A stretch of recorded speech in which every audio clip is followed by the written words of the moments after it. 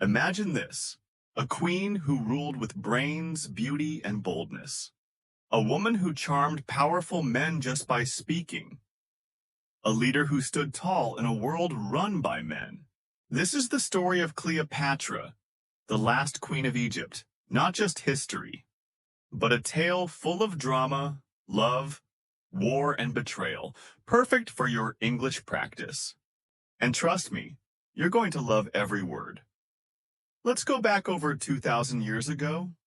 In 69 BCE in Alexandria, Egypt, a baby girl was born. Her name, Cleopatra VII. She wasn't just another royal kid. She was special. From the start, she had big dreams. She wanted to lead. She wanted to shine. Her family came from Greece, but they ruled Egypt. Her ancestor was one of Alexander the Great's top generals. So Cleopatra grew up in luxury. Palaces, servants, gold, jewels, you name it. But life in the palace wasn't always golden. Family fights were normal, sometimes even deadly. Even as a young girl, Cleopatra knew. To survive, she needed more than beauty. She needed brains, so she studied hard. She learned Greek, Latin, Egyptian, Hebrew, yes, at least 7 languages. That made her rare. That made her powerful. She read books on science, politics, math, literature. She didn't just want to wear a crown, she wanted to earn it. And guess what? She had something else too. Charisma. People said her voice could melt hearts. She wasn't just smart. She was unforgettable. But her early life wasn't easy. Her father, Ptolemy XII, was a weak king. The people didn't like him. Some even forced the family to leave Egypt. At just 14, Cleopatra saw danger up close. Then her mother disappeared. No one knows exactly what happened. Some say she died. Others think she was killed. Cleopatra had to grow up fast. She watched enemies fight for power. She listened. She learned. And when her father died, she was ready. She was only 18. But she became queen. Well, sort of. Her father left the throne to her and her younger brother, Ptolemy XII. He was just 10 years old.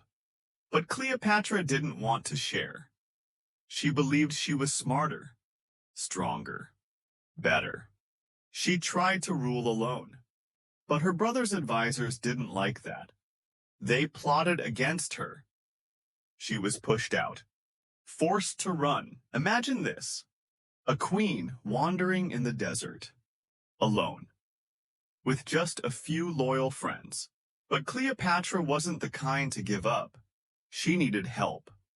And she found the biggest name in Rome, Julius Caesar, one of the most powerful men in the world. So Cleopatra did something wild. She had herself rolled up in a carpet. Yes, a carpet. Her servant carried her into Caesar's room as a gift. When the carpet opened, bam! There she was. Stunning, confident, unafraid. Caesar was shocked and impressed. She spoke. She smiled. She won him over. Together, they made a plan. And soon, Cleopatra was back on the throne. Now, she wasn't just a queen. She was a force.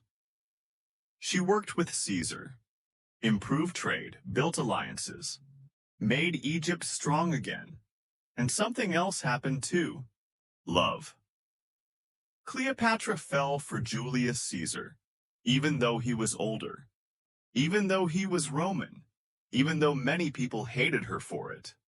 In 47 BCE, she gave birth to their son. His name, Ptolemy Caesar, but everyone called him Caesarion, Little Caesar.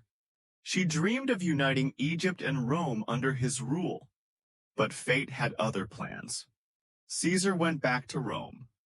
Cleopatra followed. She arrived with gold, elephants, servants, and style. Rome had never seen a queen like her. But not everyone welcomed her. Roman leaders feared her power. feared Caesar's growing strength. Then came the day that changed everything. In 44 BCE, Julius Caesar was murdered, stabbed in the Senate. Cleopatra was heartbroken.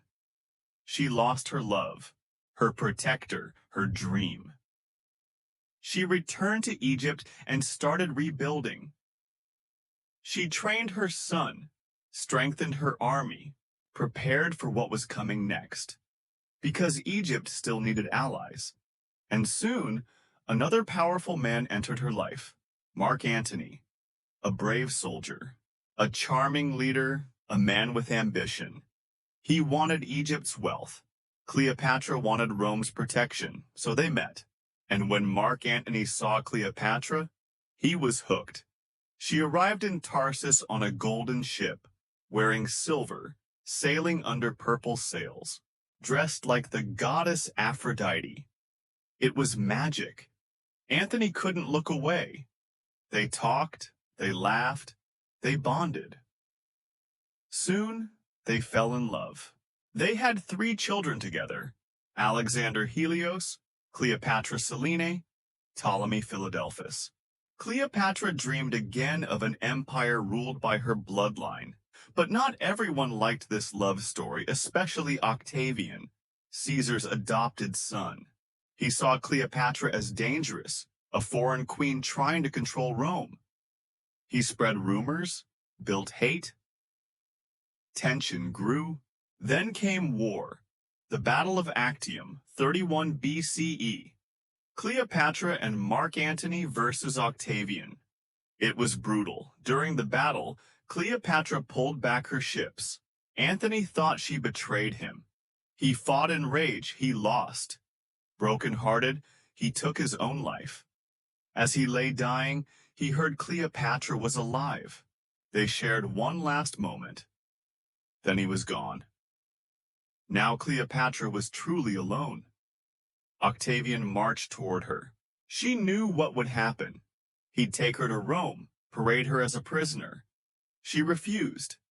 She dressed in her royal robes, surrounded herself with treasures, and brought a snake, an asp, to her chest. She let it bite and ended her life on her own terms. Octavian arrived too late. He found her dead, peaceful, proud. Egypt became part of Rome. But Cleopatra's legend lived on. She showed the world. Women can be leaders, fighters, dreamers. She faced danger, loved boldly, fought fiercely. Until today, her story inspires. So ask yourself, what would you do for your country, your dreams, your love? Be like Cleopatra, bold, fearless, unforgettable. What did you think of this journey?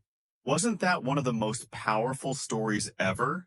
Let Cleopatra remind you, no matter how tough life gets, you can rise.